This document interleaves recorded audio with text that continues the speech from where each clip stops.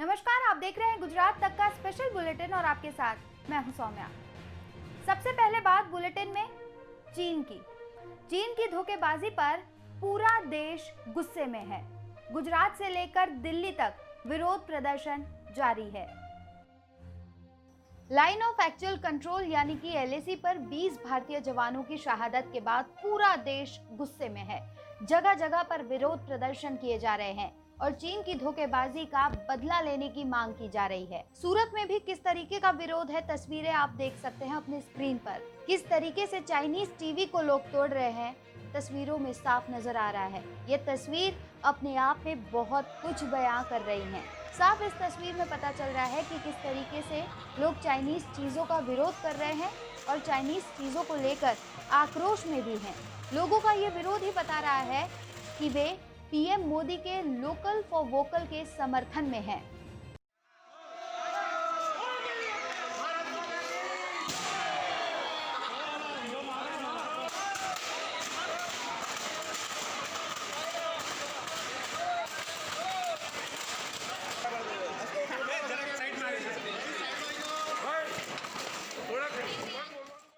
PM Modi की राज्य के मुख्यमंत्रियों के साथ बैठक हुई, जिसमें शहीदों को श्रद्धांजलि देने में आई। राज्यों के मुख्यमंत्रियों के साथ कोरोना वायरस पर वार्ता के पहले PM मोदी ने चीन सीमा पर शहीद हुए जवानों को श्रद्धांजलि दी। प्रधानमंत्री नरेंद्र मोदी ने लद्दाख में चीन से विवाद पर पहली बार बयान दिया। PM मोदी ने कहा कि जिन जवानों की शहादत हुई है वो व्यर्थ नहीं जाएगी। इसके साथ ही उन्होंने ये भी कहा कि हमें अपने जवानों पर गर्व करना चाहिए, वे मारते मारते मरे हैं। एक और महामारी और दूसरी ओर आसमान छूती महंगाई। अब आम इंसान करे तो क्या करे।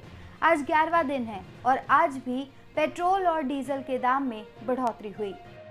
लॉकडाउन के समय देश में पेट्रोल डीजल की कीमत स्थिर थी। अब लॉकडाउन में ढील दिए जाने के बाद पेट्रोल डीजल की खपत बढ़ गई है, लिहाजा तेल के दाम आम आदमी को झुलसाने लगे हैं। आज लगातार 11वें दिन पेट्रोल डीजल की कीमत में बढ़ोतरी की गई। पेट्रोल 55 पैसे प्रति लीटर और डीजल 60 पैसे प्रति लीटर महंगा हो गया है। कुल मिलाकर इन 11 दिनों में पेट्रोल की कीमत 6 रुपए प्रति लीटर और डीजल 6 रुपए 4 पैसे प्रति लीटर महंगा हो गया है। अगली खबर है राज्यसभा के रण की। 19 जून को राज्यसभा के चुनाव होने हैं, जिससे पहले बीजेपी और कांग्रेस आमने सामने हैं और वाक बाण युद्ध लगातार कर रहे हैं।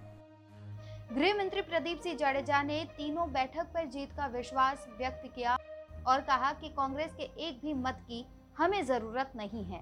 कांग्रेसना मित्रोए कोईपण प्रकारनी मननी अंदर आवुं राख्या सिवाय मुक्तपणे मतदान करे अने भारतीय जनता पार्टीनो 3 सीट उपरनो विजय निश्चित छे।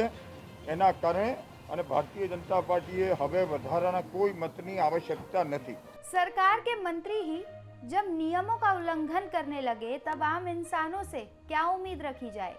बात है ईश्वर सिंह की, जो कैबिनेट में पहुंचे बिना मास्क लगाए। ईश्वर सिंह पटेल जब कैबिनेट की बैठक में पहुंचे वे बिना मास्क के थे, जिसकी वजह से उनको 200 रुपए का जुर्माना भी देना पड़ा।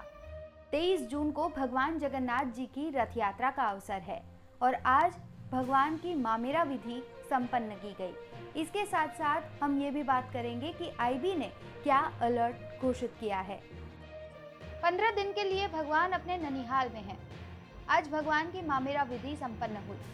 सरल भाषा में इसका मतलब ये होता है कि जब भगवान अपने ननिहाल में होते हैं, भगवान बहन सुभद्रा और भाई बलभद्र इनको आभूषण और वस्त्र ननिहाल में से भेंट में दिए जाते हैं और आषाढ़ी बीज के दिन भगवान यही वस्त्र और आभूषण पहनकर नगर यात्रा पर निकलते हैं।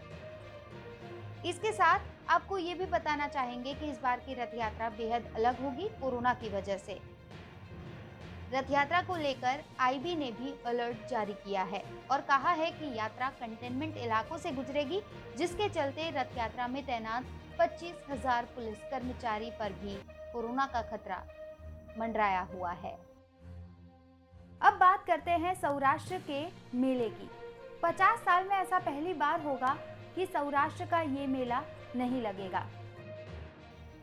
जन्माष्टमी के अवसर पर सबसे बड़ा लोक मेला सौराष्ट्र में वर्षों से लगता है, लेकिन कोरोना के चलते इस बार ये संभव नहीं हो पाएगा। अक्सर ये मेला देखने के लिए लोग दूर दराज से आते हैं और घूमने फिरने और खाने का आनंद ये मेला में उठाते हैं। अब जाते जाते एक नज़र कोरोना के आंकड़ों पर। गुजरात में कोरोना संक्रमण की संख्या 25,000 के पार हो गई है। अहमदाबाद जो हॉटस्पॉट में है, अहमदाबाद में ये संख्या 17,500 के पार हो गई है। रिकवर की बात की जाए तो अब तक 17,200 से ज़्यादा लोग कोरोना से रिकवर हो गए हैं। मृत्यु की बात की जाए तो 1,600 से ज़्यादा लोग कोरोना की वजह से जिंदगी की जंग हार गए हैं।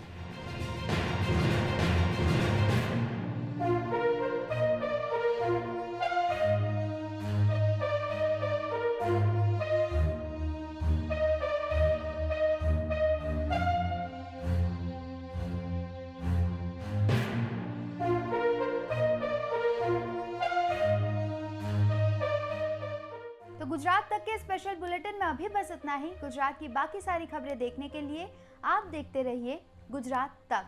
2 गज दूरी अक्सर बनाए रखिए। अपना बहुत ख्याल रखिए। नमस्कार।